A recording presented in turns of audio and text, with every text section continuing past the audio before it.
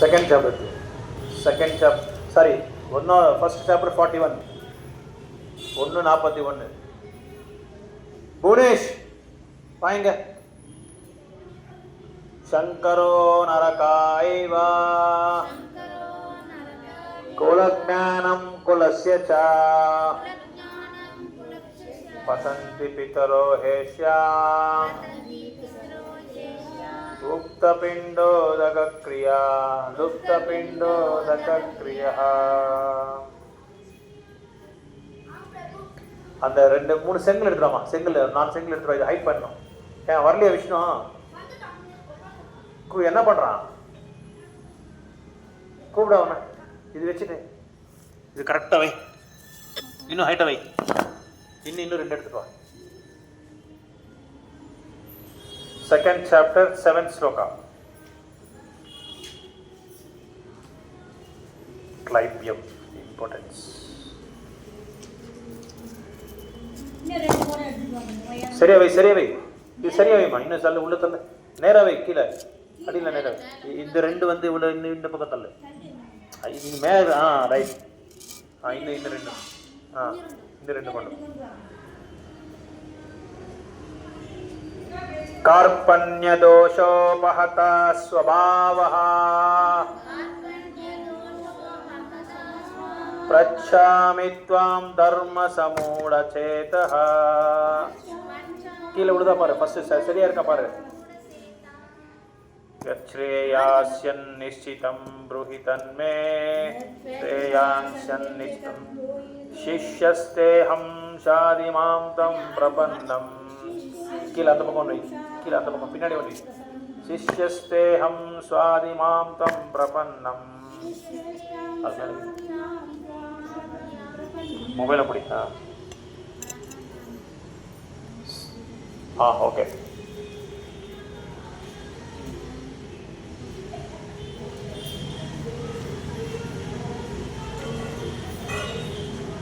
Shloka second chapter 11 श्लोक. श्री भगवान उवाच अशोच्यानन्वशोचस्त्वं प्रज्ञावादांश भाषसे गतासुन्नगतासुंश्च नगतासुं नानुशोचन्ते पंडितः. श्लोक नंबर 12. नद्वेवहं जातु नासं नद्वेवहं जातु नासं नत्वं नेमे जनाधिपः न चैव न भविष्यं भविष्यं सर्वे वयं मता परम्.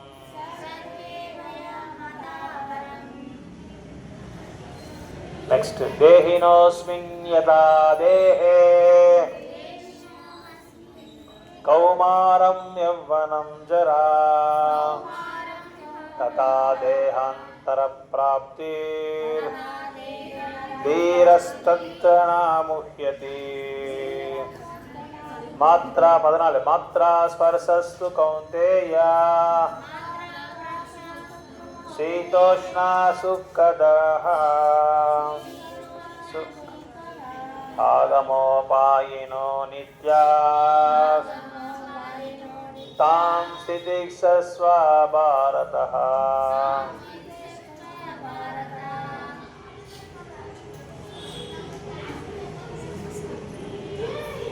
इतना से इतना श्लोक நம்ம இன்னைக்கு பார்க்கணும்.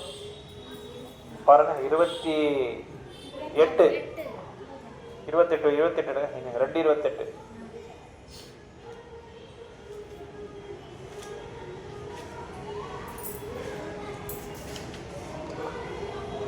अव्यक्तादीनि भूतानि व्यक्तमद्यानि भारत अव्यक्तानि दानानि निदान एव तत्र का परिदेवना तत्र का परिदेवना अव्यक्तादीनि भूतानि व्यक्तामद्यानि भारत अव्यक्तानिदानानि एव तत्र का परिदेवना। श्लोक अवधि मदद पढ़ी मदद। हाँ अव्यक्तादानि भूतानि व्यक्तामद्यानि भारत अव्यक्तानिदानानि एव तत्र का परिदेवना। लिंक पढ़ेंगे मतलब अव्यक्तादीनि भूतानि व्यक्तमद्यानि भारत अव्यक्तनिदानानि एव तत्र का परिदेवना। अव्यक्त पढ़ेंगे अव्यक्तादीनि पढ़ेंगे मतलब तमिल में पढ़ेंगे अव्यक्तादीनि ஆரம்பத்தில் தோற்றமற்றும் பூதானி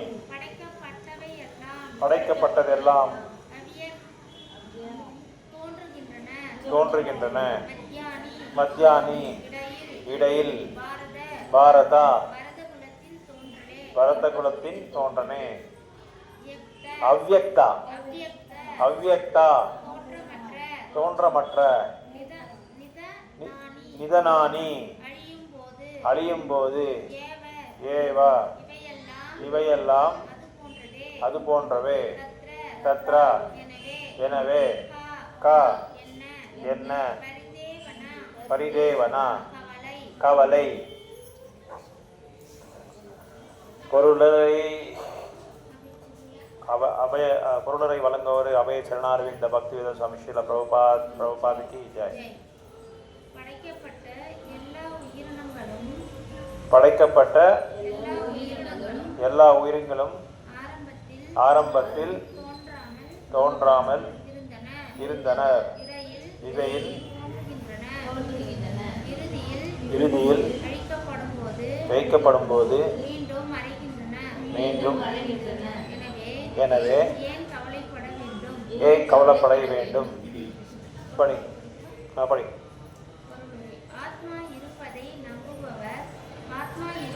நம்பாதவர் என இருவகைகள் கொள்கையினரை ஏற்றாலும் எவ்விதத்திலும் கவலைப்பட காரணமே இல்லை. ஆத்மாவை நம்பாதவர்கள் வேத ஞானத்தையும் பின்பற்றுபவர்களால் நாத்திகர்கள் என்று அழைக்கப்படுகின்றனர். இருப்பினும் விவாதத்திற்காக நாத்திக கொள்கையை நாம் ஏற்றுக்கொண்டாலும் கவலைப்பட காரணமே இல்லை. ஆத்மாவின் தனித்தன்மை ஒரு புறம் இருக்க ஜட பொருட்கள் படைப்பிற்கு முன் தோற்றமற்று இருக்கின்றன. தோற்றமற்ற இந்த நிலையிலிருந்துதான் தோற்றம் வெளிப்படுகின்றது. ஆகாயத்திலிருந்து காற்று உருவாக்கப்பட்டது, காற்றிலிருந்து நெருப்பு உருவாக்கப்பட்டது, நெருப்பிலிருந்து நீர் உருவாக்கப்பட்டது, மேலும் நீரிலிருந்து நிலம் உருவாக்கப்பட்டது என்பதை கொண்டு இதனை உணரலாம்.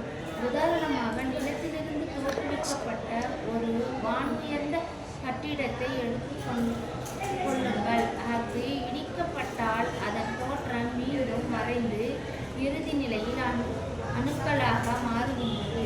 சக்தி பாதுகாப்பின் நியதி எப்போதும் இருக்கின்றது, ஆனால் காலப்போக்கில் பொருள்கள் தோன்றி மறைகின்றன என்பதே வேறுபாடு. எனவே தோற்றமோ மறைவோ கவலைக்கு என்ன காரணம்? மறைவோ நிலையிலும் கூட பொருட்கள் ஏற்கப்படுவதில்லை. முதலிலும் முடிவிலும் எல்லா மூலங்களும் தோன்றாத நிலையில் உள்ளன. இடையில் மட்டுமே அவை தோன்றுகின்றன. எனவே இதில் எவ்விதமான உண்மையான வேற்றுமையும் இல்லை. ஆனால் ஜட உடல்கள் காலப்போக்கில் அழியக்கூடியவையே. அந்த வந்த இமே தேகம் ஆத்மாவோ நித்தியமானது.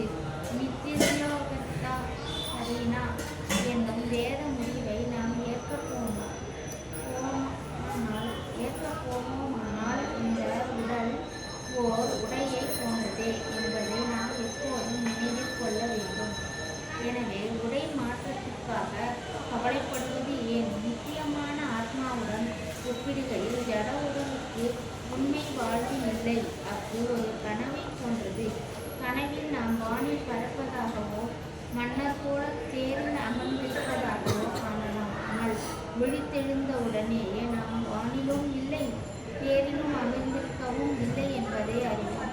ஜட உடலின் நிலையில்லாத தன்மையை ஆதாரமாக கொண்டு வேத அறிவு தன்னுணர்வை ஊக்குவிக்கின்றது. எனவே ஒரு ஆத்மா இருப்பதை நம்பினாலும் சரி, நம்பாவிட்டாலும் சரி, எந்த சூழ்நிலையிலும் உடலின் அழிவிற்காக கவலைப்பட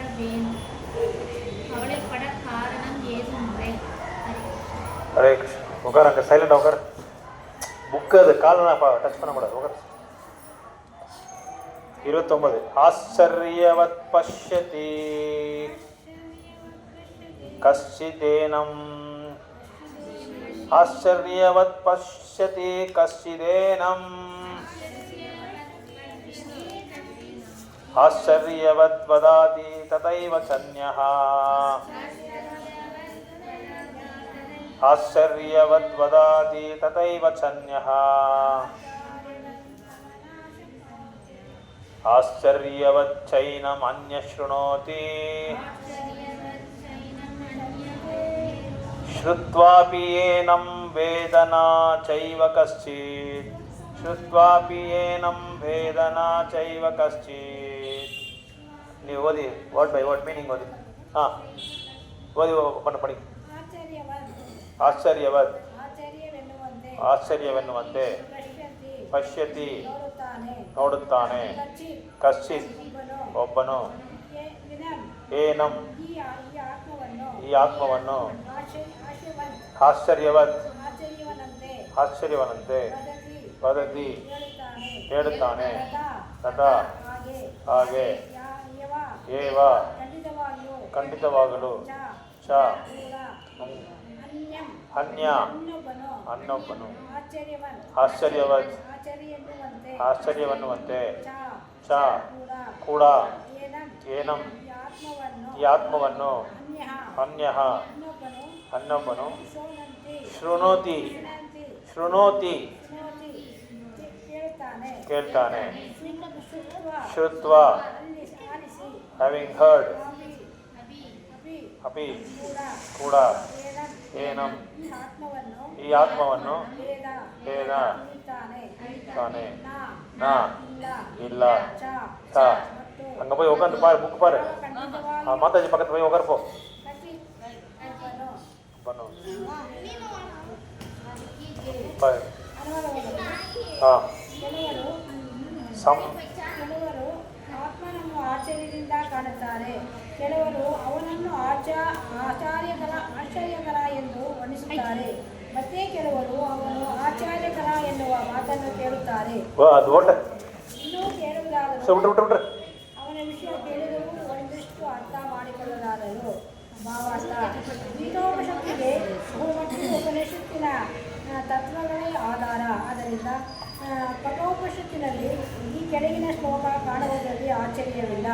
1.2.7 ಶ್ರವಣಯಾಪಿ ಬಹುಭೀೋ ನ ಲಭ್ಯಃ ಶೃಣೋತ್ಪಿ ಶೃಣ್ವಂತೋಪಿ ಬಾಹವೋ ಯಾ ನ ವಿದ್ಯು ಆಶ್ಚರ್ಯೋ ವಕ್ತ ಕುಶಲೋಶ್ಯ ಲಬ್ಧ ಆಶ್ಚರ್ಯೋಜ್ಞತ ಕುಶಲಾನುಶಿತಃ ಬಹು ಪ್ರಾಣಿಯ ದೇಹದಲ್ಲೂ ಬಹುತ್ ಆಲದ ಮರದ ದೇಹದಲ್ಲೂ ಜೀವನವೂ ಇದೆ. ಕೇವಲ ಒಂದು ಅಂಗುಳದ ಸ್ಥಳವನ್ನು ಆಕ್ರಮಿಸಿ ಕೋಟ್ಯಾಂತರ ಕ್ರಿಮಿಗಳು ಜೀವನವೂ ಇದೆ. ಇದು ಬಹು ಬೆಳಗಿನ ಸಂಗತಿ. ಪ್ರಥಮ ಜೀವಿಯಾದ ಬ್ರಹ್ಮನಿಗೆ ಪಾಠಗಳನ್ನು ಬೋಧಿಸಿದ ಜ್ಞಾನದ ಪರಮಾಧಿಕಾರಿಯೇ ವ್ಯಕ್ತಕ್ಕಿಂತ ಆತ್ಮನ ವಿಷಯಗಳನ್ನು ನಿಮಗೆ ವಿವರಿಸಿದ್ದಾರೆ. ಅದನ್ನು ಅಲ್ಪವಿದ್ಯೆಯುಳ್ಳವರು ಹಾಗೂ ತಪಸ್ಸೇ ಇಲ್ಲದವರು ಅವರ ವಿಶ್ವಗಳನ್ನು ಅರಿಯಲಾರರು. ಈ ಯುಗದ ಬಹು ಮಂದಿಯ ವಸ್ತುಗಳ ಸ್ಥೂಲ ಐಕ್ಯ ಪರಿಕಲ್ಪನೆಯಷ್ಟೇ ಇರುತ್ತದೆ. ಇದರಿಂದಾಗಿ ಸಣ್ಣ ಕ್ಷಣಕಣವು ಇಷ್ಟು ಕಿರಿದು ಆಗಲು ಹೇಗೆ ಸಾಧ್ಯ ಎಂದು ಅವರಿಗೆ ಅರ್ಥವಾಗುವುದಿಲ್ಲ. ಆದ್ದರಿಂದ ನಿಜವಾದ ಆತ್ಮನು ಸ್ವರೂಪದಿಂದ ಅಥವಾ ವರ್ಣನೆಯಿಂದ ಅದ್ಭುತ ಎಂದು ಜನ ಭಾವಿಸುತ್ತಾರೆ. ಅಸ್ತಿತ್ವಕ್ಕಾಗಿ ನಡೆಸುವ ಹೋರಾಟದಲ್ಲಿ ಅರಿವು ಇಲ್ಲದಿದ್ದರೆ ಎಲ್ಲ ಕ್ರಿಯೆಗಳು ಕೆಟ್ಟಗಳಿಗೆ ವಿಫಲವಾಗುತ್ತದೆ ಎನ್ನುವುದು ನಿಜ. ಜನ ಭೌತಿಕ ಶಕ್ತಿಯಿಂದಾಗಿ ಮಾಯೆಗೆ ಸಿಲುಕಿ ಇಂದ್ರಿಯ ತೃಪ್ತಿಯ ವಿಷಯದಲ್ಲಿ ಮಗ್ಗರಾಗಿ ಸ್ವ ಅರಿವಿನ ಪ್ರಶ್ನೆಯನ್ನು ಅರ್ಥ ಮಾಡಿಕೊಳ್ಳಲು ಅವರಿಗೆ ಸಮಯವೇ ಇರುವುದಿಲ್ಲ. ಆತ್ಮನ ಕುರಿತು ಯೋಚಿಸಬೇಕು, ಆ ಮೂಲಕ ಐಕ್ಯ ದುಃಖಗಳು ಪರಿಹರಿಸಿಕೊಳ್ಳಬೇಕು ಮೂಲಕ ಪರಿಯವೇ ಪ್ರಾಯ ಅವರಿಗಿಲ್ಲ. ಆತ್ಮನ ವಿಷಯಕ್ಕಾಗಿ ಅಳಿಸುವ ಪ್ರವೃತ್ತಿ ಇರುವ ಕೆಲವರು ಸಂತಂಗದಲ್ಲಿ ಉಪನ್ಯಾಸಗಳಿಗೆ ಹೋಗುತ್ತಿರಬಹುದು. ಆದರೆ ಕೆಲವೊಮ್ಮೆ ಅವರು ಪ್ರಮಾಣದ ವ್ಯತ್ಯಾಸವಿಲ್ಲದೆ ಪರಮಾತ್ಮ ಮತ್ತು ಜೀವಾತ್ಮಗಳು ಒಂದೇ ಎಂಬ ದೃಷ್ಟಿಯಿಂದ ಅಜ್ಞಾನದಿಂದ ಸ್ವೀಕರಿಸಿ ಮಾರ್ಗ ತಪ್ಪುತ್ತಾರೆ. ಪರಮಾತ್ಮ ಜೀವಾತ್ಮ ಇವುಗಳಲ್ಲಿ ಒಂದರ ಸ್ಥಾನವು ಒಂದೊಂದರ ಕರ್ತವ್ಯಗಳನ್ನು ಪರಸ್ಪರ ಸಂಬಂಧ ಮತ್ತಿತರ ಎಲ್ಲ ಮುಖ್ಯ ಮತ್ತು ಗುಣ ವಿವರಗಳನ್ನು ಸಂಪೂರ್ಣವಾಗಿ ತಿಳಿದಿರುವ ಮನುಷ್ಯನನ್ನು ಕಾಣುವುದು ಬಹು ಕಷ್ಟ. ಆತ್ಮದ ತಿಳುವಳಿಯಿಂದ ಸಂಪೂರ್ಣ ಫಲವನ್ನು ಪಡೆದುಕೊಂಡು ವಿಧವಿಧಾದ ದೃಷ್ಟಿಕೋನಗಳಿಂದ ಆತ್ಮಸ್ಥಾನವನ್ನು ವರ್ಣಿಸಬಲ್ಲ ಮನುಷ್ಯನು ಕಾಣುವುದು ಮತ್ತು ಕಷ್ಟ. ಅಂದರೆ ಹೇಗಾದರೂ ಆತ್ಮದ ವಿಷಯವನ್ನು ಅರ್ಥ ಮಾಡಿಕೊಳ್ಳಲು ಸಾಧ್ಯವಾದರೆ ಮನುಷ್ಯನ ಬದುಕು ಸಾರ್ಥಕ. ಆತ್ಮದ ವಿಷಯವನ್ನು ಅರ್ಥ ಮಾಡಿಕೊಳ್ಳಲು ಅತ್ಯಂತ ಸುಲಭವಾದ ಮಾರ್ಗವೇನೆಂದರೆ ಇತರ ಸಿದ್ಧಾಂತಗಳಿಂದ ದಾರಿ ತಪ್ಪದೆ ಪರಮಾಧಿಕಾರಿಯಾದ ಶ್ರೀಕೃಷ್ಣನ ಭಗವದ್ಗೀತೆಯಲ್ಲಿ ಹೇಳಿದ ಮಾತುಗಳನ್ನು ಸ್ವೀಕರಿಸುವುದು. ಶ್ರೀಕೃಷ್ಣನ ದೇವೋತ್ತಮ ಪರಮ ಪುರುಷನಿಂದಾಗಿ ಸ್ವೀಕರಿಸುವುದಕ್ಕೂ ಈ ಜನ್ಮದಲ್ಲಾಗಲಿ ಇಂದಿನ ಜನ್ಮಗಳಾಗಲಿ ವಿಶೇಷವಾಗಿ ತಪಸ್ಸು ಮತ್ತು ಯಜ್ಞಗಳನ್ನು ಮಾಡಿರಬೇಕು. ಆದರೆ ಪರಿಶುದ್ಧ ಭಕ್ತನ ಅವ್ಯಾಕ ಕೃಪೆಯಿಂದ ಮಾತ್ರ ಕೃಷ್ಣನನ್ನು ಅರಿಯಬಹುದು. ಇದಕ್ಕೆ ಬೇರೆ ದಾರಿಯೇ ಇಲ್ಲ. ಓಂ ಅಜ್ಞಾನತಿಮಿರಂಧಸ್ಯ ಜ್ಞಾನಾಂಜನಶಲಾಕಯಾ ಚಕ್ಷುರುನ್ಮಿಲಿತಂ ಯೇನ ತಸ್ಮೈ ಶ್ರೀ ಗುರುವೇ ನಮಃ. ಶ್ರೀ ಚೈತನ್ಯ ಮನೋಭೀಷ್ಟಂ ಸ್ಥಾಪಿತಂ ಯೇನ ಭೂತಲೇ ಸ್ವಯಂ ರೂಪಾ ಕದಾ ಮಹ್ಯಂ ದದಾತಿ ಸ್ವಪದಾಂತಿಕಂ. ವಾಂಛಾಕಲ್ಪತರುಭ್ಯಶ್ಚ ಕೃಪಾ ಸಿಂಧುಭ್ಯ ಏವ ಚ ಪತಿತಾನಾಂ ಪಾವನೇಭ್ಯೋ ವೈಷ್ಣವೇಭ್ಯೋ ನಮೋ ನಮಃ. ಜಯ ಶ್ರೀ ಕೃಷ್ಣ ಚೈತನ್ಯ ಪ್ರಭು ನಿತ್ಯಾನಂದ ಶ್ರೀ ಅದ್ವೈತ ಗದಾಧರ ಶ್ರೀವಾಸಾದಿ ಗೌರ ಭಕ್ತ ವೃಂದ. ಹರೇ ಕೃಷ್ಣ ಕೃಷ್ಣ ಕೃಷ್ಣ ಹರೇ ಹರೇ, ಹರೇ ರಾಮ ರಾಮ ರಾಮ ಹರೇ ಹರೇ. ಹರೇ ಕೃಷ್ಣ ಕೃಷ್ಣ ಕೃಷ್ಣ ಹರೇ ಹರೇ, ಹರೇ ರಾಮ ರಾಮ ರಾಮ ಹರೇ ಹರೇ. ಹರೇ ಕೃಷ್ಣ ಕೃಷ್ಣ ಕೃಷ್ಣ ಹರೇ ಹರೇ, ಹರೇ ರಾಮ ರಾಮ ರಾಮ ಹರೇ ಹರೇ. ஸோ கிருஷ்ணர் பகவத்கீதா இந்த உபதேசத்தை அர்ஜுனருக்கு பல உதாரணங்களை கொடுத்து ஆத்மாவோட உண்மையான நிலை என்ன, தேகம் உடலோட நிலை என்ன, இதெல்லாமே இந்த ரெண்டு பொருளை வச்சு கிருஷ்ணர் அர்ஜுனருக்கு புரிய வைக்கிறதுக்காக முயற்சி பண்ணிட்டு இருக்காரு. இப்போ நிறைய பேர் என்ன நினைக்கிறாங்க அப்படின்னா, சும்மா சைலண்டா இங்க கேட்கணும், நீயே எப்படி இருந்தா அவன் எப்படி இருப்பான், சைலண்டா கேட்கறதுக்காக தான் இங்க வந்திருக்கிறது, பூச்சி பிடிக்கிறதுக்காக வரல. இங்க பகவத்கீதா நம்மளுக்கு இது சார்ந்தது கிடையாது, இது கிருஷ்ணருக்கு அர்ஜுனருக்கு மட்டும்தான் அப்படின்னு சொல்லி நிறைய பேர் சொல்றாங்க. அவங்க ரெண்டு பேருக்கு மட்டும்தான் இது, நம்மளுக்கு இதுக்கு சம்பந்தம் இல்லை. இந்த நவீன காலத்துல இந்த சமுதாயத்துல இதெல்லாம் ஒப்பிடிக்கப்பட்டாது அது 5000 வருடங்கள் முன்னாடி சொன்னது கீதா. அப்போ வந்து அது வேணா அப்ளை ஆகலாம். இப்போ வந்து சமுதாயம், மக்கள் எல்லாமே நிறைய மாற்றத்தை நம்ம பார்க்கலாம். இந்த போற வேகத்துக்கும் அங்க நடந்த அந்த உபதேசத்துக்கும் சம்பந்தமே இல்லை அப்படின்னு சொல்லி நிறைய பேர் சொல்றாங்க. இதை எப்படி நீங்க புரிஞ்சுக்கிறீங்க? அப்படிதான் எல்லாரும் சொல்லுவாங்க. கீதா படிச்சுக்கிறீங்களா? கீதா கிளாஸுக்கு போறீங்களா? அப்படியா? அது என்னங்க, இப்போ கீதா 5000 வருடங்கள் முன்னாடி சொன்னது தானேங்க. அதுக்கு என்னங்க சம்பந்தம் இருக்கு? இப்போ நம்ம வாழ்க்கையில இதுக்கு ஒப்பிடவே முடியாது அப்படின்னு சொல்லி நிறைய பேர் சொல்றாங்க. அவங்களுக்கு நம்ம எப்படி சொல்லலாம்? அவங்களுக்கு நம்ம என்ன சொல்லலாம்? எப்படி புரிய வைக்கலாம்? நம்ம சிம்பிளா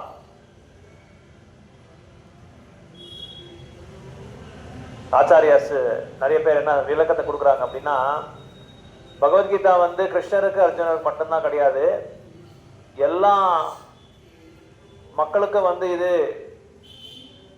உண்மையா வந்து வாழ்க்கையில ஒரு மேனுவல் கைடு அப்படின்னு சொல்றாங்க. இப்போ ஒரு வாஷிங் மிஷின் வாங்குறோம், ஒரு டிவி வாங்குறோம், அல்லது ஒரு மொபைல் ஃபோன் வாங்குறோம். இப்போ வாங்கும்போது அது கூட நம்மளுக்கு என்ன கொடுக்குறாங்க? ஒரு மேனுவல் கொடுக்குறாங்க, ஒரு கைட்லைன்ஸ். எப்படியெல்லாம் பண்ணணும், எப்படி ஆப்ரேட் பண்ணணும், எப்படி ஆன் பண்ணணும், எப்படி ஆஃப் பண்ணணும், எப்படி செட்டிங்ஸுக்கு போகணும், இது எல்லாமே ஒரு ப்ராஸ்பெக்டஸ் இல்லைன்னா ஒரு கைடு மாதிரி ஒன்று கொடுப்பாங்க. அறிகுறைகள் எப்படி அதை வந்து இது பண்ணுறது, அதை வந்து செயல்படுத்துறது எப்படின்னு சொல்லி அதில் கொடுத்து அதில் பார்த்துட்டு தான் நம்ம பண்ணணும். இல்லை அப்படி பண்ணலன்னா என்ன ஆகுதுன்னா அந்த மிஷின் கெட்டு போயிடும். அதே மாதிரி தான் இந்த மனிதர் எப்படி அர்ஜுனர் வந்து குழப்பத்தில் உண்டாக்குறாங்க. போர்க்களத்தில் போர் பண்ணும்போது பகவான் முழுமுதல் கடவுள் ஸ்ரீ கிருஷ்ணர் வந்து அர்ஜுனருக்கு சொல்லும்போது, உபதேசம் பண்ணும்போது, நீ போர் பண்ணி ஆகணும் அப்படின்னு சொல்லி சொல்லும்போது அர்ஜுனரே இல்லை நான் மாட்டேன் அப்படின்னு சொல்லி சொல்றாரு. ஏன் மாட்டேன்னா அவரே வந்து கன்ஃபியூஷன்ல இருக்காரு, குழப்பத்தில் இருக்காரு. என்னடா இது வந்து இவர் சொல்றது கரெக்டா இல்லையா, இது சரியா, நம்ம உண்மையா போர் பண்ணணுமா? இது வந்து பீஷ்மாச்சாரியர் என்னோட பிதாமகா, துரோணாச்சாரியர் என்னோட குரு, என்னோட ஆன்மீக குரு இவரு, அதாவது கல்வி கத்தி கொடுத்த எனக்கு குரு இவரு. இவங்களை எல்லாமே எப்படி நான் வந்து வதம் பண்ண சொல்றாரு இவரு கிருஷ்ணரை எப்படி? அப்புறம் அப்படின்னு சொல்லி அவரோட மனசுல ரொம்ப குழப்பமா இருக்கு. அந்த குழப்பத்தை வந்து நம்மளோட வாழ்க்கையில வந்து நம்ம கம்பேர் பண்ணிக்கணும், ஒப்பிக்கணும். எப்படின்னா நம்ம வாழ்க்கையில கூட நம்ம என்ன செஞ்சுட்டு இருக்கோம்னா, நிறைய பகுதியில வந்து நிறைய சூழ்நிலைகளை வந்து நம்மளால சரியான ஒரு தீர்மானம் எடுக்க முடியாத ஒரு சூழ்நிலை நமக்கு உண்டாக்குது. அந்த சமயத்தில் நம்ம என்ன பண்ணணுன்றது நம்மளுக்கே தெரியறதில்ல. யாரை கேட்கலாம், எப்படி பண்ணலான்றதே வந்து ஒரு குழப்பத்தில் இருந்துடுறோம். போர்க்களத்தில் அர்ஜுனன் எப்படி கன்ஃபியூஸா இருந்தாரோ அதே மாதிரி தான் நம்ம கூட கன்ஃபியூஸா இருக்கோம். ஏன் நம்மளுக்கு வந்து இந்த மாதிரி குழப்பமா இருக்கு அப்படின்னா, பகவத்கீதாவோட அந்த வேத ஞானத்தோட அறிகுறைகளை வந்து நம்ம சரியா படிக்காம இருக்கிறதுனாலதான், சரியாம கேட்காம இருக்கிறதுனாலதான், சத் சங்கத்துல கலந்துக்காம இருக்கிறதுனாலதான் இதெல்லாமே நம்மளுக்கு அந்த மாதிரி குழப்பம் வருது. இப்போ நான் சொல்றது உங்களுக்கு வேணா சரளமா இருக்கலாம். நம்ம உண்மையா நம்ம வாழ்க்கையில செயல்படுத்தும் போது நிறைய குழப்பங்கள் வருது. வித்தின் ஃபேமிலியவே நம்ம பார்க்கலாம், ஒரு குடும்பத்திலே நம்ம பார்க்கலாம் நிறைய பிரச்சனைகள். குழந்தைங்க வந்து ஸ்கூலுக்கு போடணும், குழந்தைங்களுக்கு காலேஜுக்கு போடணும், குழந்தைங்களுக்கு வந்து நல்ல கல்வியை கொடுக்கணும், அதே மாதிரி அவங்களுக்கு நல்ல திருமணம் பண்ணி வச்சுக்கணும், அவங்கள வந்து ஒரு நல்ல வைஷ்ணவரா ஒரு பக்தரா வந்து அவரை வளர்த்தணும், அவங்க எந்த விதமான கெட்ட பழக்கத்துக்கு வந்து அவங்க ஆளாகக்கூடாது. இதெல்லாமே நம்ம வந்து என்ன சொல்றது, கண்காணிப்புல இருக்கணும், நம்ம கண்காணிப்புல இருக்கணும் குழந்தைங்க எல்லாமே. ஆனா நிறைய பேர் இப்படி என்ன செய்யறாங்கன்னா, தகப்பனாரும் தாயார் வந்து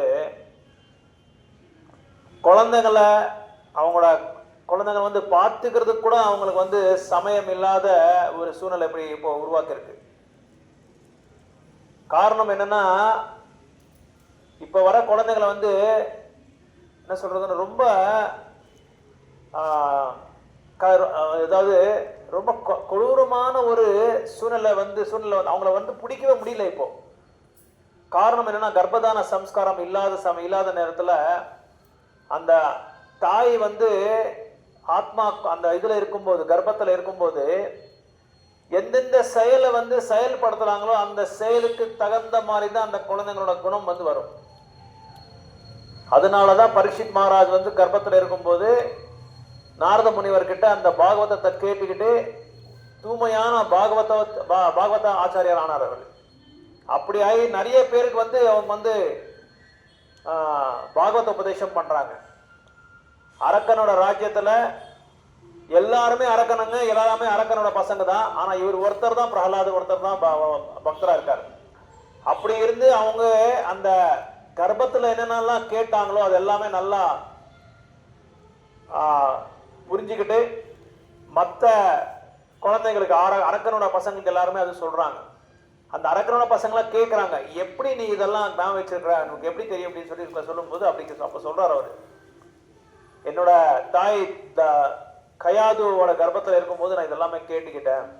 எதுக்காக நான் இதெல்லாம் சொல்றேன்னா, இப்போ வர குழந்தைங்களை வந்து ரொம்ப கஷ்டமா இருக்கு. அவங்களுக்கு எப்படி அவங்கள வந்து கன்வின்ஸ் பண்றது ரொம்ப கஷ்டமா இருக்கு. எதை சொன்னாலும் அவங்க என்ன செய்யறாங்க, அது உங்க காலத்துல தான், எங்க காலத்துல கிடையாது, நீங்க வேணா அந்த காலத்துல அப்படி இருந்திருக்கலாம், இப்போ அப்படி இருக்க முடியாது, சமுதாயத்துல நாங்களும் வந்து ஒருத்தருக்கு சமானமா வந்து நம்ம வந்து செயல்பட்டாதான் எங்களுக்கு வந்து மரியாதை இருக்கு, கௌரவம் இருக்கு, ஏன்னா எங்களை யாரும் கௌரவிக்க மாட்டாங்க அப்படின்னு சொல்றாங்க. ஆனா அவங்க புரிஞ்சுக்க வேண்டிய விஷயம் என்னன்னா, இங்க நீங்க சமுதாயம்ன்றது என்னன்றது நம்ம புரிஞ்சுக்கணும். ஒரு கம்யூனிட்டி அப்படின்னா என்ன அர்த்தம்னா, ஒரு ஆன்மீகமான ஒரு நாகரிகத்தையை வந்து உண்டாக்குறது தான் உண்மையான ஒரு சமுதாயம். இன்னைக்கு பாருங்க, மேல உயர்ந்தமான சீட்ல இருக்கிற ஒரு நபரும் கீழே இருக்கிற ஒரு நபரும், கீழ்மட்டமான நிலையில இருக்கிற நபரும் வந்து ஏன் இந்த மாதிரி சமுதாயத்தில் இப்படியெல்லாம் அடிச்சுக்கிறது, சண்டை போடுறது, கெட்ட பழக்கங்கள் எல்லாமே கடைபிடிக்கிறது, இதெல்லாம் எது காரணம் என்னன்னா, உண்மையான ஒரு நிலையை வந்து அவங்களுக்கு தெரியாது. நம்ம யாருன்றது நம்மளுக்கு தெரியாம இருக்கு. இங்க கிருஷ்ணர் அதான் சொல்றாரு. இதுக்கு பின்னாடி ஸ்லோகாலையும் அதான் சொல்ல வராரு. நீ உண்மையா ஒரு ஆத்மான்னு சொல்லி உனக்கு புரிஞ்சுக்கிட்டா நீ இதெல்லாமே பண்ண மாட்ட அப்படின்னு சொல்றாரு. இங்க வியக்தம் அவ்வியக்தம் அந்த ரெண்டு பொருளை பத்தி சொல்றாங்க. வியக்தம் அவ்வியக்தம் அப்படின்னா, வியக்தம்னா படைப்பு, அவ்வியக்தம்னா படைப்பு இல்லாதது அப்படின்னு அர்த்தம். கரெக்டா? அது தமிழ்ல தோன்றது தோண்டாம இருக்கிறது. சோ இங்க அந்த ஸ்லோகா பார்த்தாவே நம்மளுக்கு கன்ஃபியூஷனா இருக்கு. கரெக்டா? என்னடா இது வியக்தம் அவ்வியக்தம் சொல்லி நம்மளுக்கு இந்த வார்த்தையை நம்ம கேட்கலையே அப்படின்னு சொல்லி நம்மளுக்கு குழப்பமா இருக்கு. இங்க கிருஷ்ணர் என்ன சொல்ல முயற்சி பண்றாரு அப்படின்னா, இப்போ உலகத்துல இந்த படைப்பு எப்படின்னா, இந்த வேணுகோபால சாமி டெம்பிள் வந்து எத்தனை வருஷம் ஆச்சு? இந்த கோயில் வந்து உங்களுக்கு தெரிஞ்சு இது நிலமட்டமா இருந்தது நீங்க பாத்திருக்கீங்களா? பார்க்கலாம். போய் எவ்வளோ 800 வருஷம். அந்த 800 வருஷத்துக்கு முன்னாடி பார்த்தா இங்க என்ன இருந்துச்சு? வெறும் பூமி மட்டும்தான் இருந்துச்சு. கரெக்டுங்களா? அதுக்கப்புறம் சில பகவானோட அருள்னால சில பெரியவங்களாம் வந்து இந்த கோயிலை கட்டினாங்க. அப்போ ஃபர்ஸ்ட் வந்து நிலமட்டமா இருந்தது, பூமியா இருந்தது. அதுக்கப்புறமா இப்ப கோயிலா வந்தது. இன்னும் பல வருஷங்கள் ஆன பிறகு, இன்னும் 200 வருஷம் ஆன பிறகு எப்படி இருக்கும்? டெவலப் ஆயிருக்கும், இல்ல இல்லாமே இருக்கும். கரெக்டா? அதே தான் இங்க சொல்றாங்க. இப்போ ஒரு பெரிய ஒரு 20 அந்தஸ்து பில்டிங் கட்டுறாங்க. அது கட்டுறதுக்கு முன்னாடி வந்து அவ்வியக்தமா இருக்கு, நிலமட்டமா இருக்கு. நல்லா புரிஞ்சுக்கிறீங்க, நிலமட்டமா இருந்தது. அதுக்கப்புறம் சில இயற்கையோட அந்த தாக்கத்தினால நீங்க சொன்ன மாதிரி அந்த பெரிய பில்டிங் கீழே விழுந்துடலாம். கீழே விழுந்து மறுபடியும் என்ன ஆகும்? அவ்வியக்தமாயிடும், தோண்டாம இருக்கலாம். அதே மாதிரிதான் இங்க ஆத்மா அவ்வியக்தமா இருப்பாங்க, தோன்றிருப்பாரு. அதாவது ஆத்மா வந்து வெளியே வராங்க கர்ப்பத்துல இருந்து. உங்களுக்கு தெரியுமா தெரியாதோ, ஒரு குழந்தை எப்படி வருதுன்னு சொல்லி நம்மளுக்கு எல்லாருமே உங்களுக்கு தெரியுமா தெரியாது? ஒரு குழந்தை, ஒரு ஆத்மா எப்படி வருதுன்னா, வெறும் தாய் தகப்பனாரோட உறவுனால மட்டும்தான் வருது இல்ல. முக்கியமா என்ன சொல்றாங்கன்னா, சாஸ்திரங்களை வந்து அன்னாத் பவந்தி பூதானி பர்ஜன்யோ அன்ன சம்பவஹ யக்னாத் பவதி பர்ஜன்யோ யக்ன கர்மா சமுத்பவஹ. முக்கியமா மழையினாலதான் வருது. இது நிறைய பேருக்கு தெரியாது.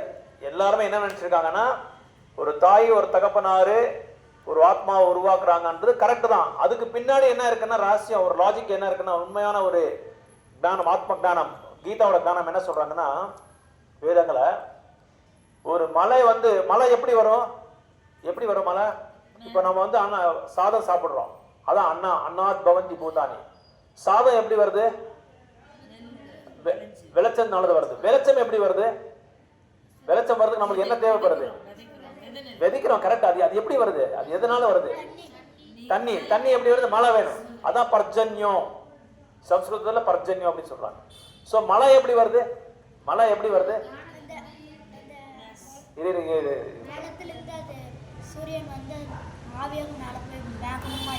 Very good, nice, very nice.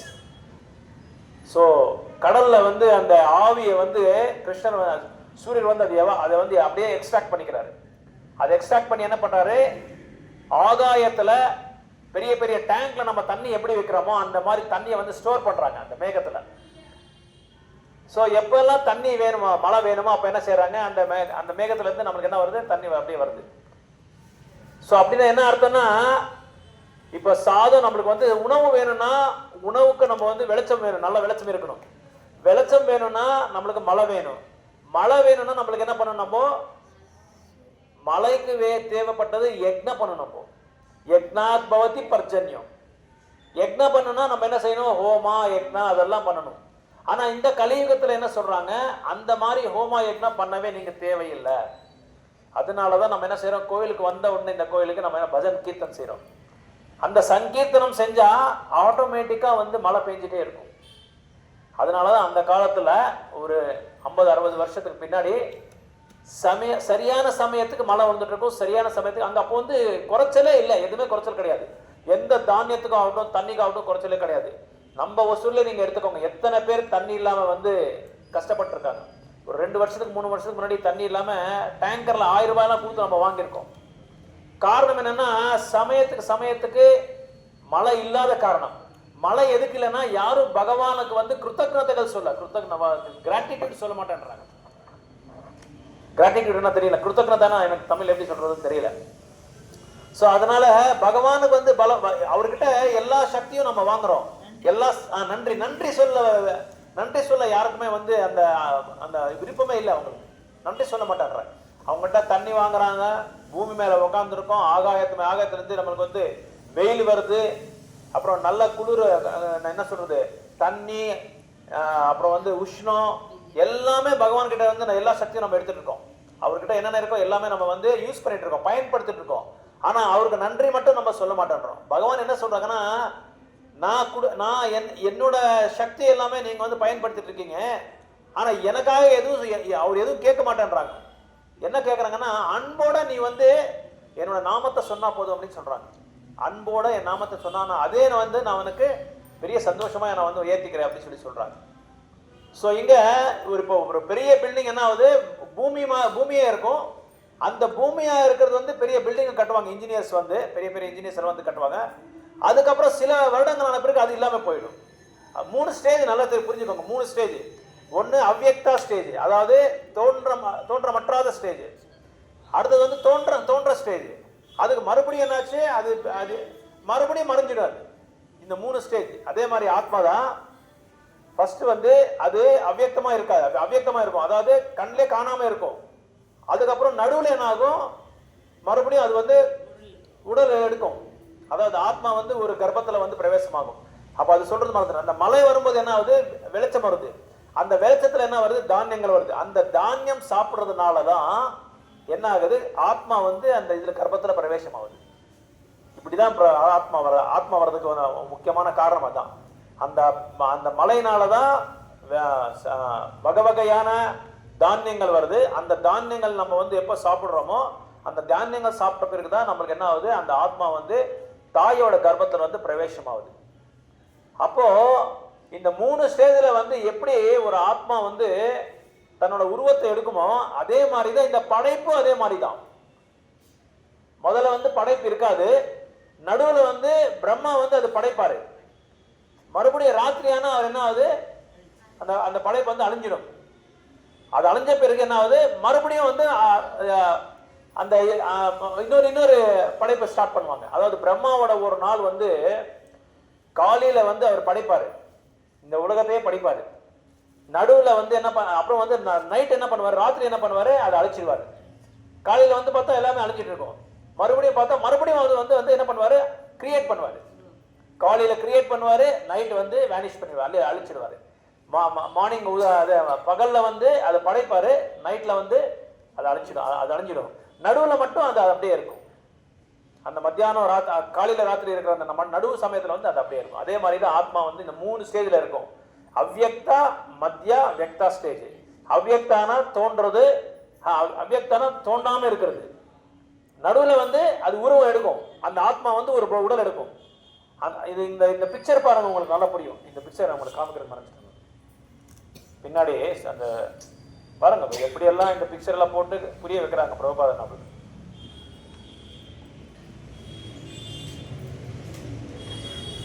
இதுல இருக்கா?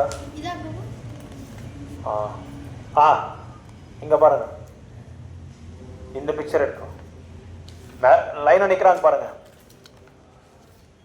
முதல்ல ஆத்மா இல்ல பாருங்க, அவ்யக்தா ஸ்டேஜ்ல இருக்காங்க. அவ்யக்தா ஸ்டேஜ்ல இருக்காங்க. இங்க பாருங்க, இந்த இடத்துல பேஜ் நம்பர்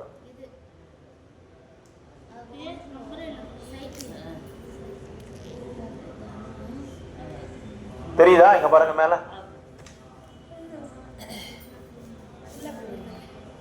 ಹಿಂದ್ಗಡೆ ಇಲ್ಲಿ ಕೊಡಿ.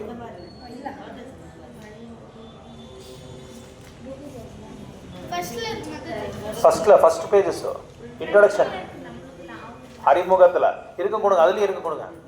இருக்கு இல்லையா? பாருங்க, முதல்ல யாருமே இல்ல, ஆத்மாவே இல்ல. அதுக்கப்புறம் ஆத்மா வந்து உடல் எடுத்திருக்கு. ஆத்மா இங்க இல்ல. அதே மாதிரி லாஸ்ட் ஸ்டேஜ்ல கூட ஆத்மா இல்ல. ஆத்மா இருக்கு, ஆத்மா இருக்கு, உடல் இல்ல. உடல் இங்க தோண்டல, நடுவுல தோண்டு இருக்கு.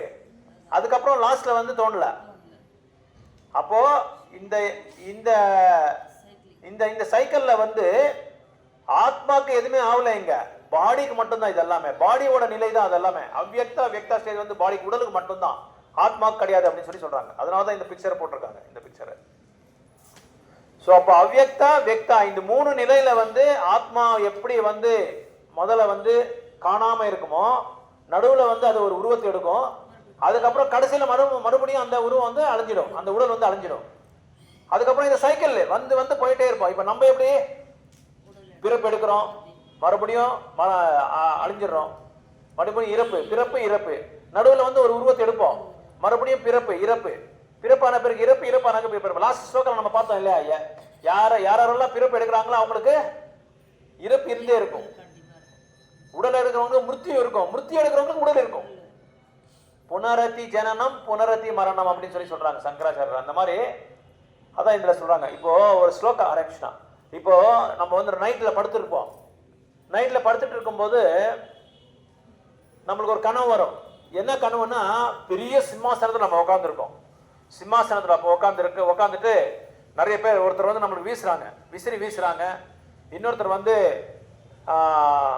என்ன பண்றாங்கன்னா, ஃப்ரூட்ஸ் எல்லாம் எடுத்து வந்து கொடுக்குறாங்க. நம்ம சாப்பிட்டுட்டே இருக்கிறோம். தங்க தட்டையில எடுத்து வந்து கொடுக்குறாங்க. ராஜான்னு சொல்லி தங்க தட்டையில எடுத்து வந்து கொடுத்துட்டு சாப்பிட சொல்றாங்க. இந்த மாதிரி 10 பேர் அவங்களுக்கு வந்து சேவை செஞ்சுட்டே இருக்காங்க. அது கனவுல தூங்கிட்டு இருக்கும்போது இதெல்லாம் கனவு, இதெல்லாம் வருது நம்மளுக்கு. அதுக்கப்புறமா என்ன ஆகுது அப்படின்னா,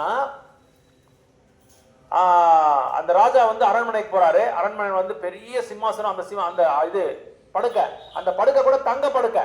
இந்த தங்க படுக்கை மாதிரி அப்படி படுத்திருக்காரு. தங்க படுக்கை மாதிரி படுத்திருக்காரு. அவங்களோட சேவைகள் எல்லாமே காலை வந்து அவருக்கு மசாஜ் பண்றாரு, கையை மசாஜ் பண்றாரு, காலை மசாஜ் பண்றாரு. இது அவங்க வந்து 10 மணிக்கு படுத்திருக்கிறது. காலையில 6 மணிக்கு எஞ்சி பார்த்தா உடம்பெல்லாம் வேர்வை. பார்த்தா யாருமே இல்லை. அவர் ராஜாவும் இல்லை, அவர் சேவகர்களும் யாரும் இல்லை. படுக்கை வந்து தங்காச படுக்கையில யாருமே இல்லை. வெறும் கனவு தான் இது. கனவுல இதெல்லாமே அவருக்கு வந்து கனவு வந்திருக்கிறது. ஆனா உண்மையா பார்த்தா அவரு சாதாரணமான படுக்கையில வந்து படுத்திருக்காரு, அவ்வளவுதான். திரை மேல படுத்திருக்காரு.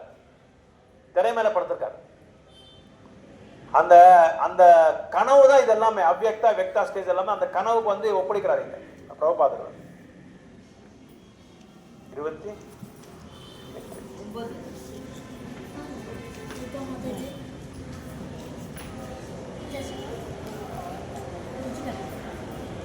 பிரசாதம் வாங்கிட்டீங்களா மாதிரி? பிரசாதம் வாங்க. ரைட்.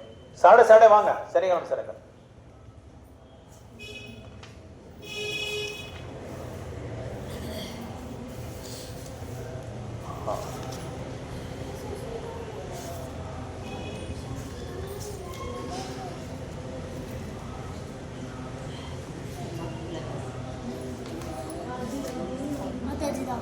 Very good. हाँ हाँ.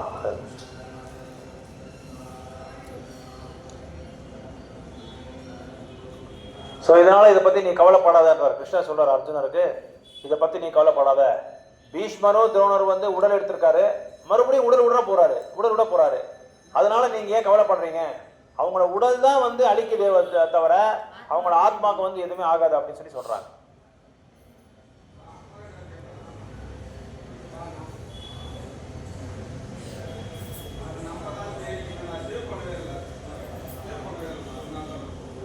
அடுத்த ஸ்லோகத்தில் என்ன சொல்றாங்கன்னா, ஆச்சரியவத்.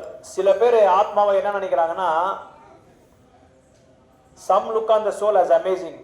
பார்த்த உடனே ஆத்மாவை பார்த்த உடனே ரொம்ப ஆச்சரியமா இருக்கு அப்படின்னு சொல்றாங்க. பார்த்துட்டு ஆச்சரியமா இருக்கு அப்படின்றாங்க. சில பேர் கேட்டுட்டு ஆச்சரியமா இருக்கு அப்படின்னு சொல்றாங்க ஆத்மாவை. இன்னும் சில பேர் என்ன சொல்றாங்க, அதை வந்து விளக்குறாங்க. ஆத்மாவை பத்தி அதை விளக்குறாங்க. அந்த விளக்க என்ன பண்றாங்க, ரொம்ப ஆச்சரியமா எப்படி இருக்குன்னு சொல்றாங்க. இன்னும் 4வது கிளாஸ் என்ன பண்றாங்கன்னா, ஆத்மாவை பத்தியே எதுவுமே அவருக்கு வந்து தெரியவே தெரியாது. ஏன்னா அது வந்து புரிஞ்சிக்கவே முடியல அவரால். 4 கிளாஸ் இருக்காங்க. யார் பண்றது? ஏன்னா யாரு பர்த்ல அப்படி. ஸோ அதனால 4 வகையான இந்த கிளாஸஸ் சொல்றாங்க. 4 வகையான குழு. முதலாவது குழு வந்து ஆத்மாவை பார்க்கிறாரு, ஆத்மாவை பார்த்து ஆச்சரியமா எப்படி இருக்குன்னு சொல்றாரு. அதான் இங்க ஆச்சரியவத் அப்படின்னு சொல்றாங்க ஸ்லோகால. 2வது வந்து அது விளக்குறாங்க, அதை விளக்கும் போது ரொம்ப ஆச்சரியமா இருக்கு அப்படின்றாங்க. 3வது வந்து அது கேட்கும் போது ரொம்ப ஆச்சரியமா இருக்கு ஆத்மா பத்தின்றாங்க. 4வது ஒரு குழு வந்து என்ன பண்றாங்கன்னா, இந்த ஆத்மா வந்து புரிஞ்சிக்கவே முடியல, அவன் எதுவுமே ஆத்மா பத்தியே புரிஞ்சிக்க முடியும் அப்படின்னு சொல்லி சொல்றாங்க. இந்த ஆத்மா பத்தி என்ன சொல்றாங்கன்னா, பிரபுபாதர் என்ன சொல்றாருன்னா, ஒரு உயர்ந்தமான ஒரு பெரிய உருவம் இருக்கிற ஒரு யானையோட இதயத்திலையும் ஆத்மா இருக்கு. ஒரு சின்ன கிருமியில, அது பேர் இந்திர கோபாம்னு சொல்றாங்க, பிரம்ம சமயத்துல சொல்றாங்க. இந்திர கோபான்னு சொல்லி ஒரு என்ன ஒரு சின்ன ஒரு ஆத்மா. அதுலயும் கூட அந்த ஜீவியில கூட ஆத்மா இருக்காரு, பெரிய யானையில கூட ஆத்மா இருக்கு அப்படின்னு சொல்லி சொல்றாங்க. அதே மாதிரி மரத்துல கூட பேனியன் ட்ரீ, ஆலமரத்துல கூட ஒரு ஆத்மா இருக்கு. ஆலமரத்துலயும் ஆத்மா இருக்கு, சின்ன ஒரு எறும்புல கூட ஒரு ஆத்மா இருக்கு, சின்ன கிருமி அதுலயும் ஆத்மா இருக்கு. அதே மாதிரி யானை உள்ள கூட ஆத்மா இருக்கு அப்படின்னு சொல்லி சொல்றாங்க. இன்னும் ஃபர்தரா என்ன சொல்றாங்கன்னா, இந்த இதயத்துக்குள்ள இருக்கிற ஆத்மாவும் பரமாத்மாவும் 2 பேரும் ஒண்ணுதான் அப்படின்னு சொல்லி சொல்றாங்க நிறைய பேர். அதை வந்து தவறா புரிஞ்சுக்கிறீங்க நீங்க, தவறான புரிதல் அது. ஸோ ஆத்மா வேற, பரமாத்மா வேற, சூப்பர் சோல் வேற, அதாவது அணு ஆத்மா வேற அப்படின்னு சொல்லி சொல்றாங்க. ஸோ அதனால இங்க men with poor fund of knowledge and men who are not austere cannot understand the wonders of the individual atomic spark of the spirit, even though it is explained by the greatest authority of man. So it imparted lessons even to Brahma, the first living entity in the universe. Owing to gross material conception of things, most men in the age cannot imagine how small. So நிறைய பேருக்கு ஆத்மாவோட சைஸே தெரியாது. ஆத்மாவோட size வந்து இந்த முடிவோட, நான் நிறைய தடவை சொல்லியிருக்கேன் உங்களுக்கு, முடிவோட நுனி இருக்கு பாருங்க, அதை வந்து 10,000 தடவை நம்ம வந்து அதை வந்து பிரிச்சா டிவைட் பண்ணா என்ன சைஸ் வருதோ அந்த சைஸ் தான் ஆத்மாவோட சைஸ். நிறைய பேர் சொன்னா இதே வந்து அவங்களுக்கு வந்து புரியுறது இல்லை, நம்ப மாட்டாங்க. நிறைய பேர் புரியுது ஆனா நம்ப மாட்டாங்க. என்னன்னா ஆத்மா இப்படி இருக்கா, இவரோட கதை சொல்றாரு, அவர் கதை கட்டுறாரு இவரு அப்படின்னு சொல்லி நினைச்சிட்டு இருக்காங்க. நிறைய பிலாசபர்ஸ் என்ன நினைச்சிட்டு இருக்காங்கன்னா, இதெல்லாம் சும்மா பேருக்கு மட்டும்தான், இவங்க ஏதோ வந்து இவங்க வந்து டைம் பாஸ்க்காக சொல்றாங்க அப்படின்னு சொல்லி நினைச்சிட்டு இருக்காங்க. ஆனா உண்மையான இது வந்து பகவத்கீதையில சொல்றாங்க. பகவான் அதுக்கு ஒரு ஸ்லோகாவே இருக்கு, அந்த ஸ்லோகால சொல்றாங்க. So one cannot imagine how such a small particle can become so great and so small. So men look at the soul proper as wonderful, either by constitution or by description, illusion by material energy. So people are so engrossed in the subject matter. இன்னைக்கு ஒரு குரூப்ல ஒரு post பண்ணியிருந்தாரு. அந்த group ஒரு நபர் வந்து post பண்ணியிருந்தார். யாரை பத்தினா, அவர் என்ன சொல்றாருன்னா, அவரோட புரிதல் அப்படின்னா, பாடி வந்து அப்படியே இருக்குமா, ஆத்மா வந்து அழிஞ்சிடுமா. அவர் ஒருத்தர் வந்து குரூப்ல, வாட்ஸ்அப் குரூப்ல போஸ்ட் பண்ணியிருக்காரு, பாடி வந்து அப்படியே இருக்கும். மாத்தி சொல்றாரு. அப்படிதான் ஒரு உண்மை, அது வந்து கழிச்சு சொல்றாரு. அது ஆத்மா வந்து அழிஞ்சிடும், பாடி தான் உண்மையா இருக்கும், நிரந்தரமா இருக்கும்னு சொல்றாங்க. காரணம் அதானே, காரணம் என்னன்னா சரியான ப்ராப்பர் சோர்ஸ் இல்லைன்னா சரியான தக்க குருவை வந்து ஏத்துக்காம இருக்கிறதுனால தான் இதெல்லாம் ப்ராப்ளம் வருதுன்னு சொல்லி பிரபுபாத் சொல்றாரு. So some people were inclined to hear about the soul, may be attending lectures in good association, but sometimes owing to ignorance they are misguided by the acceptance of the super soul and the automatic soul as one without distinction of magnitude. So நம்ம எல்லாருமே ரொம்ப ரொம்ப கொடுத்து வச்சிருக்கோம். ஏன்னா நம்ம பிரபுபாதரோட அந்த இயக்கத்தில் இருக்கிறதுனால நம்மளுக்கு ஆத்மாவை பற்றி பிரபுபாதர் நல்ல விளக்கத்தை கொடுத்துருக்காங்க. நீங்கள் எங்கேயாவது எந்த ஆன்மீகமான ஒரு இன்ஸ்டிடியூஷனில் ஒரு இயக்கத்தில் எங்கேயாவது நீங்கள் பார்த்துருக்கீங்களா? ஆத்மாவை இவ்வளோ விளக்கமாக கொடுத்துருக்காங்க பாருங்கள். ஒரே ஒரு 4 லைன் ஸ்லோகாக்கு எத்தனை லைன் கொடுத்து எத்தனை லைனை வந்து விளக்கத்தை கொடுத்துருக்காங்க பாருங்க. அது எக்ஸாம்பிள்ஸோட சொல்லிட்டு இருக்காரு. எக்ஸாம்பிள்ஸ் அந்த கனவு சொல்றாங்க, கனவு எக்ஸாம்பிள் சொல்றாங்க, அந்த பில்டிங்கோட எக்ஸாம்பிள்ஸ் சொல்றாங்க. இப்படி நிறைய எக்ஸாம்பிள்ஸ் கொடுத்து புரிய வைக்கிறாங்க நமக்கு பிரபுபாதர் வந்து. ஸோ இது வந்து உண்மையா நம்ம பகவத்கீதை படிக்காம இருந்தால் நம்மளும் ஒரு ஆத்மான்றது நம்மளுக்கு தெரியறதில்ல. தெரியுமா உங்களுக்கு? யாருக்கா தெரியுமா? எங்களுக்கெல்லாம் தெரியும், ஆத்மாவை பத்தியே தெரியாது. ஆத்மா அப்படி ஒன்று இருக்குன்றதே எங்களுக்கு தெரியாது. கீதையை படித்து எங்கள் முன்னோர்கள், எங்கள் குருநாதர்கள், எங்கள் வைஷ்ணவர்கள் அவங்க சொன்ன பிறகுதான் எங்களுக்கு தெரியுது. படித்த பிறகு கூட எங்களுக்கு புரியல. அவங்க சொல்லி விளக்கத்தை கொடுத்த பிறகுதான் எங்களுக்கு தெரியுது, ஓ இப்படி ஒரு ஆத்மா இருக்குன்றது தெரியுது. இன்னொன்று, இந்த ஆத்மா இருக்கிறதுனால தான் இந்த உடலை வந்து இந்த ஆத்மா இந்த யாரு தப்பு, அதான் தப்பா தெரியாம. அதான் இங்க சொல்றாங்க, 2வது பேராகிராஃப் படிங்க, 30வது ஸ்லோகால 2வது ஸ்லோகம் ஃபர்ஸ்ட் லைன் படிங்க. 2வது பேராகிராஃப்ல படிங்க. சில நபர்கள் பகவானை பத்தி, ஆத்மா பத்தி கேட்கறதுக்கு நல்ல ஒரு சாங்கத்துல வராங்க, நல்ல ஒரு குழுவுல வராங்க. சிலர் என்ன பண்றாங்க, ஓயிங் டு இக்னோரன்ஸ், அறிவு, அதுக்கு அஜ்ஞானத்துல என்ன பண்றாங்கன்னா இது ஆத்ம ஞானத்தை இல்லாதவங்க கிட்ட போய் கேட்கறாங்க. ஆத்ம ஞானம் பத்தி எதுவுமே தெரிஞ்சிருக்காது, அவங்க கிட்ட போய் கேட்கறாங்க. அவங்க கிட்ட போய் கேட்ட என்ன சொல்றாங்க, பொம்பளைங்களை படிக்கக்கூடாது, மாதாஜிங்க படிக்கக்கூடாது, மாதாஜி வந்து பூஜை செய்யக்கூடாது, மாதாஜி வந்து இது பண்ணக்கூடாது. எங்க கூட கேளுங்க, மாதாஜியை விக்கிரகங்களை வச்சு வீட்டில் வழிபாடு பண்றாங்க. மாதாஜிஸ் பூஜாரி எப்படி பண்றாங்களோ அதே மாதிரி தான் மாதாஜி வீட்டில் இருக்கு பாருங்க. விக்கிரகங்களை வச்சு போட்டோல வச்சு டெய்லி பூஜை பண்றாங்க, பார்த்துருக்கீங்க இல்லையா? டெய்லி பண்றாங்க. அதாவது தெரியாம அறியாம சொல்றாங்கன்றாங்க. நீங்க சொல்றாங்க பாருங்க பிரபுபாதர், ஓயிங் டு தி இக்னோரன்ஸ், அறியாம மக்களை வந்து ஒரு தப்பான வழியில அழைச்சிட்டு போயிருக்காங்க. காரணம் என்னன்னா அவங்களுக்கே தெரியாது ஆத்மா என்ன, ஆத்ம ஞானம் என்ன, பகவான் என்ன, எனக்கு பகவானுக்கு இருக்கிற சம்பந்தம் என்ன, இது எல்லாமே தெரியாமே அவங்க வந்து மற்றவங்களை வந்து மிஸ்கைட் பண்ணிட்டு இருக்காங்க. So it is very difficult to find a man who perfectly understands the position of the soul. அதான் சொல்றாங்க, இது வந்து புரிஞ்சுக்கிறது வந்து பகவானையும் நம்மளையும் புரிஞ்சுக்கிறதுக்கு வந்து ரொம்ப ரொம்ப கஷ்டம் அப்படின்னு சொல்றாங்க. யாராலையும் புரிஞ்சிக்க முடியாது. இது வந்து ரொம்ப ட்ரை, இது பிலாசபி. இந்த பிலாசபியை புரிஞ்சுக்கிட்டாலும் நம்ம பகவத்கீதை நல்லா புரிஞ்சுக்கலாம். இது புரியாம இருக்கிறதுனால தான் மக்கள் வந்து இன்னைக்கு போர் பண்றாங்க. மக்கள் வந்து சண்டை சச்சரவு நடக்குது. எதுக்குன்னா இதே காரணம் தான். அப்புறம் நானா நீயான்றது, நான் தான் பாஸ்ன்றது, நான் சொல்ற மாதிரி நீ கேட்கணும்ன்றது, இதெல்லாம் எதுக்குன்னா நம்ம இன்னும் உடலோட கான்சியஸ்னஸ் இருக்கணும். அந்த உணர்வுல இருக்கிறதுனால தான் இதெல்லாமே தெரியுது நமக்கு. இதெல்லாமே இந்த மாதிரி பிரச்சனை வந்துட்டு இருக்கு. But if somehow or other one is able to understand the subject matter of the soul, then the life is successful. Prabhupad சொல்றாரு, யார் ஒருத்தர் வந்து ஆத்மாவை பத்தி நல்லா புரிஞ்சுக்கிட்டாங்களோ அவங்களுக்கு கண்டிப்பா லைஃப் வந்து சக்சஸ்ஃபுல்லா இருக்கும்ன்றாங்க. உண்மையா சக்சஸ்ஃபுல்லா இருக்கும். அவங்க சொல்றது உண்மை இது. So the easiest process for understanding the subject matter of self, however, is to accept statements of Bhagavad Gita. உங்களுக்கு நல்ல சரளமா புரியணும் அப்படின்னா ஆத்மாவை பத்தி பகவானை பத்தி நீங்க என்ன பண்ணணும், கீதையை படிங்க, கீதையை புரிஞ்சுக்கோங்க. அது யார்கிட்ட படிக்கணும்னா குரு சிஷ்ய பரம்பரையில் வருவாங்க பாருங்க, போனஃபைடு குரு சிஷ்ய பரம்பரை, தக்க குரு வராங்க பாருங்க. அவங்க கிட்ட நீங்க வந்து இது வந்து அக்செப்ட் பண்ணாதான், அவங்க கிட்ட நீங்க குருவா ஏற்றிக்கிட்டாதான் உங்களுக்கு நல்லா புரியும் அப்படின்னு சொல்லி சொல்றாங்க. So it also requires a great deal of penance, of sacrifice, either in this life or in the previous worlds.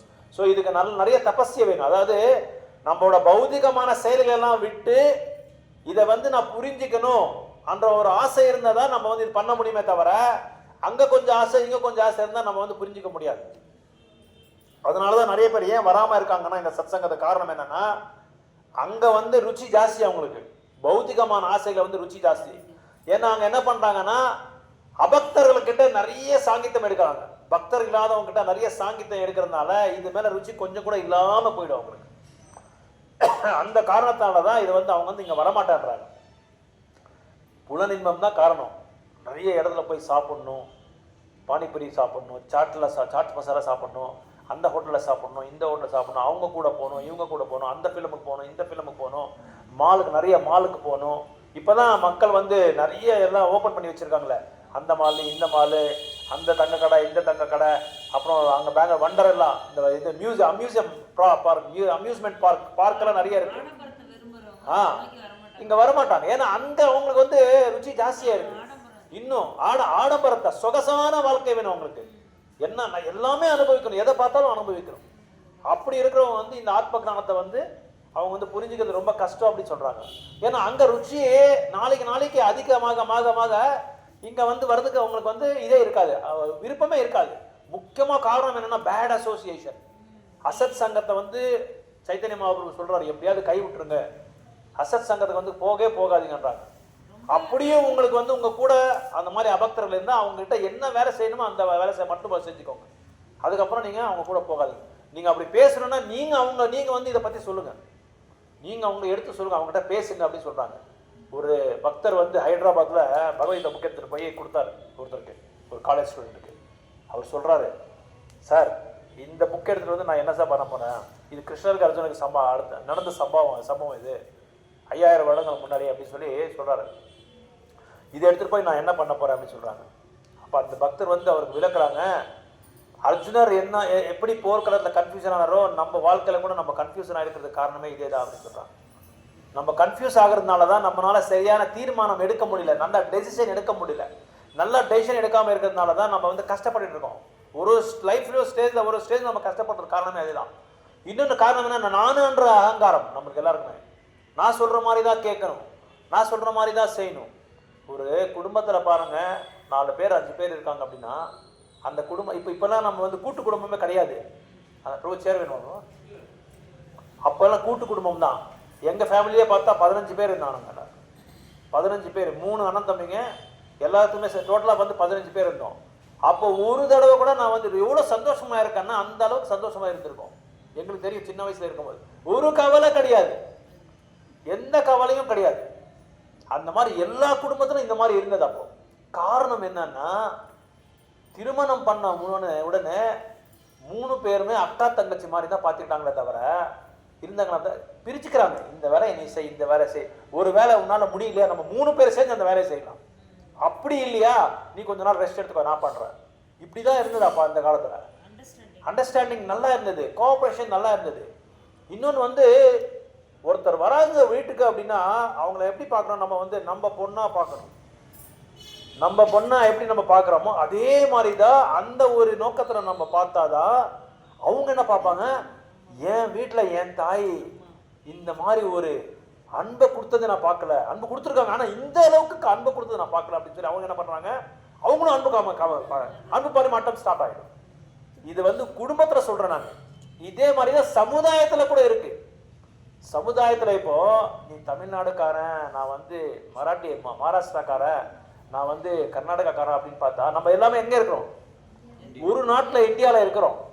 அதை பார்க்கணுமா இல்லை நீ அந்த ஸ்டேட்டுக்காரன் நீ இந்த ஸ்டேட்காரன். இப்போ பாருங்க ரீசெண்டாக கொடி கட்டிட்டு போகக்கூடாதான் கர்நாடகாவில். நீங்கள் பார்த்தீங்களா இல்லையோ தெரியல எனக்கு. கொடி கட்டிட்டு போனவங்களால அடிச்சிருக்காங்க நம்ம தமிழ்நாடுக்காரங்கள. ஏதோ இந்த ஐயப்ப சாமி கொடி ஒன்று. அதே மாதிரி அவங்க இங்கே வரும்போது நம்ம ஆளுங்க பிடிச்சிருக்காங்க. இது தேவையா? நீ யாரு? அதுல ஃபர்ஸ்ட் நீ யாரு, அவங்க யாரு? நீ என்ன வெளிநாட்டுல வந்திருக்கியா? நீ வந்து நான் வந்து வெளிநாட்டுக்காரன் வந்திருக்கேனா? எல்லாருமே ஒரே நாட்டில் தான் இருக்கிறோம். இங்க பிரபுபாத் இங்க பகவத்கீதா என்ன சொல்லுதுன்னா, இந்தியா பாகிஸ்தானு ஜப்பானு சைனான்றது சொல்ல, எல்லாருமே ஆத்மான்னு சொல்றாங்க. பகவத்கீதா சொல்லுது, அதை தான் விளக்குறாங்க பிரபுபாதர். அந்த விளக்கத்தை வந்து நம்மளுக்கு புரியாம இருக்கிறதுனாலதான் இந்த மாதிரி சண்டை சச்சரவுகள் தான் வந்துட்டு இருக்கு. ஒரே நாட்டில் இருக்கிறவன் ஒரு மாநிலத்தில் இன்னொரு மாநிலத்துக்காரன் அடிச்சிட்டு இருக்கான். இதுக்கு முன்னாடியே காவேரி ப்ராப்ளம் ஆச்சு, காவேரி இஷ்யூ. ஏன் நாட்டு நீ உன் நாட்டுது நான் கொடுக்க மாட்டேன்னு சொல்லி இப்போ என்ன செய்யறாங்கன்னா 2 மாநிலத்துக்காரங்க நீ வந்து கர்நாடகாவில் கன்னடாவில் போடணும் பேரு, தமிழ் எதுவும் எடுத்துகிட்டு வரக்கூடாதுன்றான். அப்போ அவங்க நம்ம ஆளுங்க சும்மா இருப்பாங்களா? அவங்க இங்கே வந்தால் அவங்க என்ன பண்ணுறாங்க, நீ தமிழில் போடு அப்படின்வாங்க. இது தேவையா?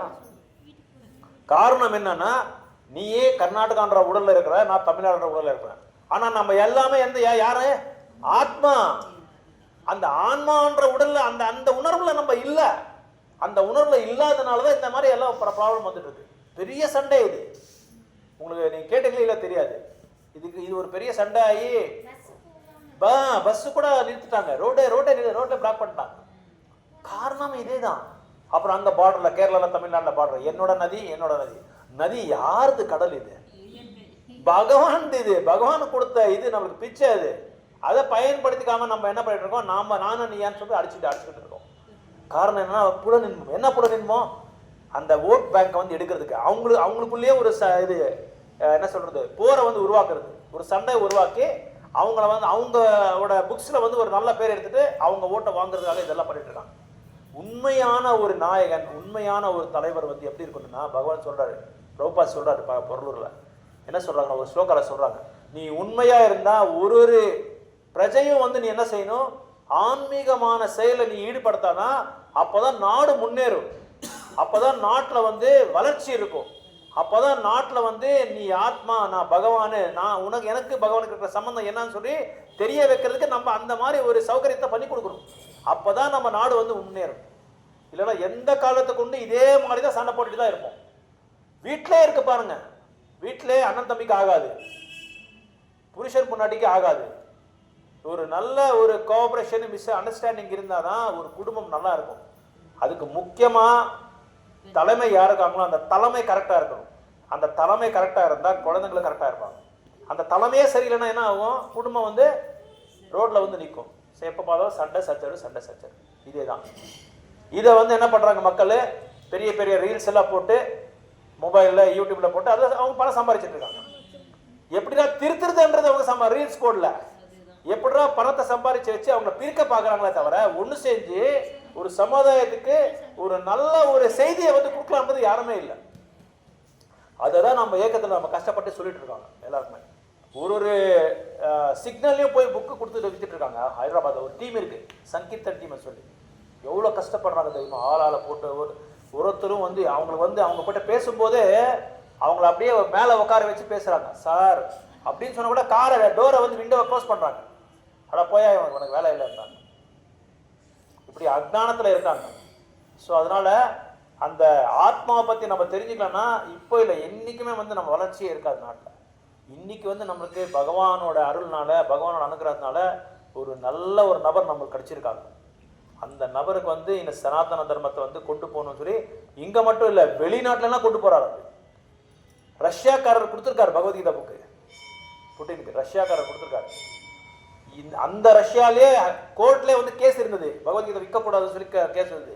அந்த கேஸை வந்து நம்மளுக்கு சாதகமா பண்ணி நம்ம அந்த மறுபடியும் நீங்க வந்து கீதையை விற்கலாம்னு சொல்லி இன்னைக்கு ரஷ்யால வந்து பல நூறுக்கணக்கான கோயில்கள் இருக்கு, கிருஷ்ணர் கோயில். அங்க வந்து என்ன தெரியுமா, நாஸ்திகவாதி, தெய்வத்தையே வந்து யாரும் கும்பிட மாட்டாங்க, சாமியே இல்லைன்றவங்க, அந்த மாதிரி நாட்டில் இன்னைக்கு பல கோயில்கள் இருக்கு. அப்புறம் அந்த ரஷ்யாவுக்கு இன்னொரு கண்ட்ரிக்கு என்ன அது ஃபைட், அந்த கண்ட்ரி பேர் என்ன, இல்ல ரஷ்யாவுக்கும் இங்க இது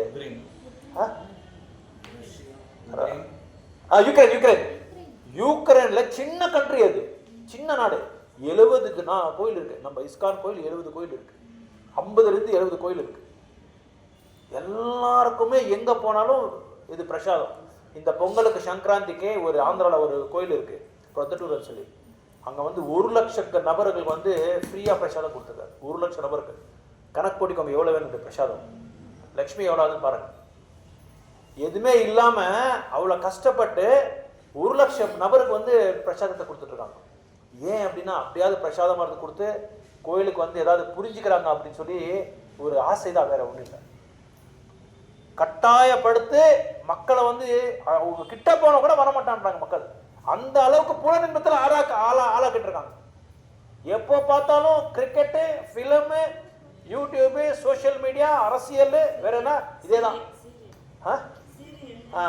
இதேதான். இல்லை பண்டிகை வந்தா அங்க போய் ஜாலியா சுத்துறது, இங்க சுத்துறது, பணம் இருக்கிறவங்க சுத்தி சுத்தி சுத்தி அப்புறமா லாஸ்ட்ல வந்துடுறது. அப்புறம் கிளப்பு, சிட்டியில் போனால் கிளப், அந்த கிளப்பு இந்த கிளப்பு இப்படி தான். இதெல்லாம் வந்துருச்சு. ஒசூர் வந்து ரொம்ப நாள் ஆயிடுச்சு ஒசூருக்கு. அப்படியா? பாருங்க. ஹில்ஸ்ல கரெக்ட். நியூ இயருக்கு பாருங்க. அப்படியா? பாருங்க, யாரோ ஒருத்தர் சம்பாதிக்கிறதுக்காக அவன் என்ன பண்றான், அவன் அந்த அந்த பணத்தை வச்சுக்கிட்டு இருக்கிறவங்க எல்லாரையும் கெடுக்கிறான். அதோ நல்லது கோபால வேணுகோபால சுவாமி கோயிலுக்கு வந்து கொஞ்சம் கும்பிட்டுட்டு பகவானை பார்த்துட்டு ஏதோ ஒரு நல்லது செயல் செஞ்சிருக்காங்க, அதையும் கெடுத்துறாங்க. வந்து விருந்தாவனத்துல வந்துட்டு இருக்கான். இப்போ இது வரைக்கும் விருந்தாவனத்துல வந்து லேண்ட் டெவலப்பர்ஸே உள்ள நுழையில, இப்போ அங்க கூட வந்துட்டாங்களாம்.